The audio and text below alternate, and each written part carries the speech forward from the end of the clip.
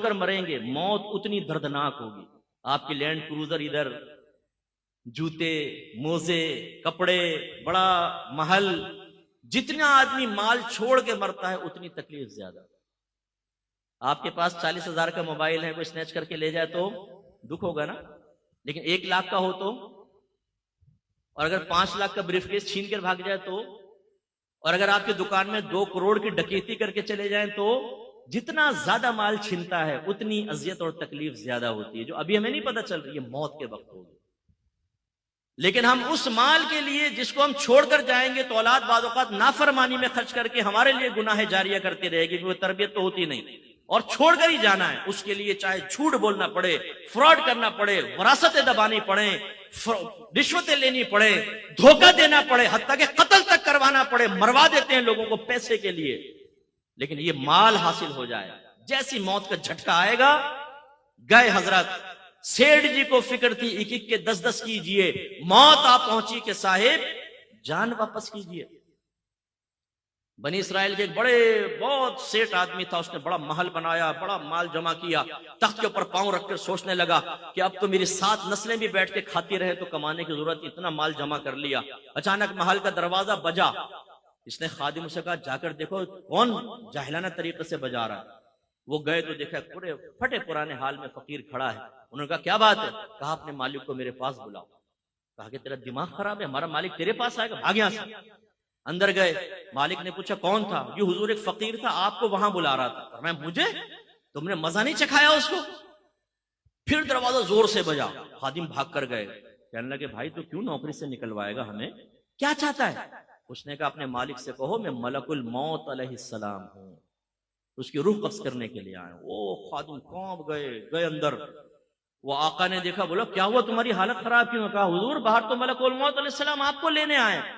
وہ بھی کانپ گیا، کہنے لگا ان سے کہو کسی اور کو لے جائے میری جگہ. ملک الموت علیہ السلام اندر تشریف لائے. فرمایا جب موت کا وقت آتا ہے پھر ٹلتا نہیں ہے، لیکن مجھے اللہ نے حکم دیا ہے کہ مجھے تھوڑی سی تجھے میں مہلت دے دوں، تو جو کرنا چاہتا ہے کر لے. اس نے کہا اچھا. سارا مال جمع کیا اور کہا اے مال تجھ پہ خدا کی لعنت ہو جائے، تو نے مجھے غافل رکھا اور تیری مشغولیت میں اپنے اللہ کو راضی نہ کر سکا، تجھ پہ لعنت ہو جائے. اس مال کو اللہ نے بولنے کی طاقت عطا فرمائی. اس مال نے کہا لعنت مجھے نہ کر، اپنے آپ کو لعنت کر. اگر تو مجھے اچھے انداز سے کما کر اللہ کی رضا میں خرچ کرتا، میں تیرے کام آتا. تو نے غلط طریقے سے خرچ کیا اور جمع کیا، تیرا نقصان ہے. میری وجہ سے تو نے عزتیں پائیں.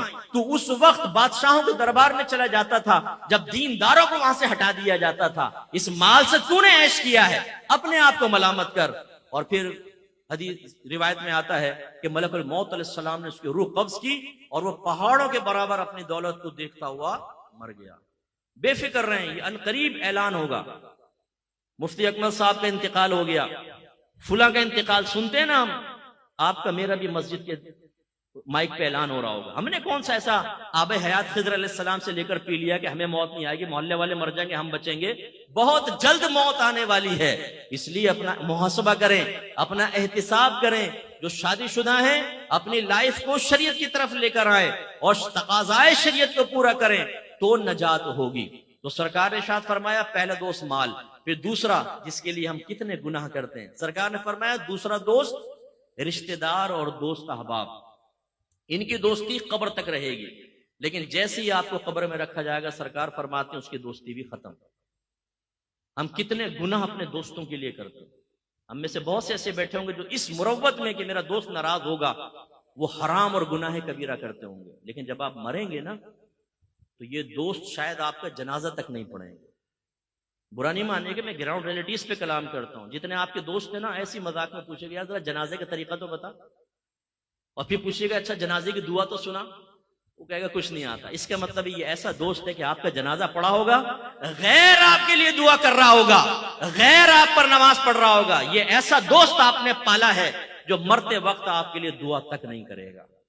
اور کتنے میں نے دیکھے ہیں جنازے میں آتے ہی نہیں ہیں، آئے تو پیچھے سے کلٹی ہو جاتے ہیں، دفن تک بھی نہیں ٹھہرتے، یا چلو مروت میں پہنچ گئے تو اس کے بعد ختم. اپنے تمام دوستوں کا بھی ذہن میں لے کر آئیں کون کون آپ کے مرنے کے بعد آپ کی قبر پر آئے گا. ہر ہفتے، چلو مہینے میں ایک بار، چلو سال میں ایک بار، نو کوئی نہیں آتا بھائی. یہ جتنی ویلیو اس وقت میں پبلک کے درمیان حاصل ہوتی ہے نا، 2 منٹ میں موت کے بعد ختم ہو جائے گی اور ہمیں قبر میں سب تنہا چھوڑ کے چلے جائیں گے۔ اور میرے آقا نے آخری بات بیان فرمائی، تیسرا دوست اس کا اچھا یا برا عمل ہوتا ہے، یہ ہمیشہ ساتھ رہے گا۔ اب جو ہمیشہ ساتھ رہے گا اس کے لیے ہم جیسے کوئی آدمی کہے تو کہتے ہیں جی مت کر نصیحت ناصحہ، دل میرا گھبرائے ہے، اس کو دشمن جانو ہوں جو مجھ کو سمجھائے ہے۔ ہمارے ماشاءاللہ یہ کون بیٹھے ہیں جی، عاشقان رسول کو ہمارا سلام ہو۔ اور یہ عاشقان رسول ایسے ہیں کہ ان کو کھلائیں عشق اوپر جاتا ہے، ان کو کہیں جھومو عشق اوپر جاتا ہے، لائٹیں لگاؤ عشق اوپر جاتا ہے، کھانے کھلاؤ دودھ پلاؤ عشق وہ پہنچتا ہے 7ویں آسمان پر۔ اور اگر کہو کہ اللہ کے نبی کا حکم مانو تو 2 منٹ میں چہرے کے زاویے بگڑ جاتے ہیں۔ عاشق رسول غلام رسول ایک دم ایسا لگتا ہے کہ نبی کریم کے حکم کا دشمن ہے، نبی کریم کی سنتوں کو بوجھ سمجھنے والا ہے۔ بھائی یہ کیسا عشق رسول ہے، غلام یہ رسول میں موت بھی قبول ہے۔ بھائی یہ نعرہ لگا، لیکن غلام یہ رسول میں داڑھی بھی قبول ہے، یہ نعرہ بھی لگا لو۔ غلامی رسول میں 5 وقت نماز باجماعت پڑھنا بھی قبول ہے، نعرہ لگاؤ۔ غلامی رسول میں تمام گناہ چھوڑ دینا بھی قبول ہے، نعرہ لگاؤ۔ غلامی رسول میں صرف رزق حلال کمانا یہ بھی قبول ہے، نعرہ لگاؤ۔ غلامی رسول میں اپنے بیوی بچوں کی اچھی تربیت کرنا یہ بھی قبول ہے۔ ہمارے نبی کرم فرماتے ہیں نا، آخری میں کرم فرماتے نہیں فرماتے، بولے رحمت للعالمین ہے۔ اگر ہرنی بھی بے چین ہو تو میرے سرکار بے چین ہو جاتے ہیں نا۔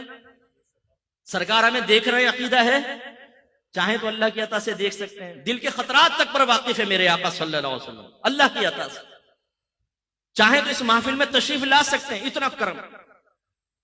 لیکن اس عاشق رسول سے اگر آپ یہ کہیں کہ تم ایسا کرو، اپنے گھر کا دروازہ بند کر کے بیوی بچوں کو کمرے میں بند کر دو اور سرکار سے فریاد کرو یا رسول اللہ کرم فرمائے آپ کا عاشق کمرے میں بند ہے، کمائے گا نہیں، آپ ہی کھانا دیں گے، سب کچھ رحمت للعالمین انشاءاللہ دیں گے آپ کو، یار مرنے کو ہی دیں گے۔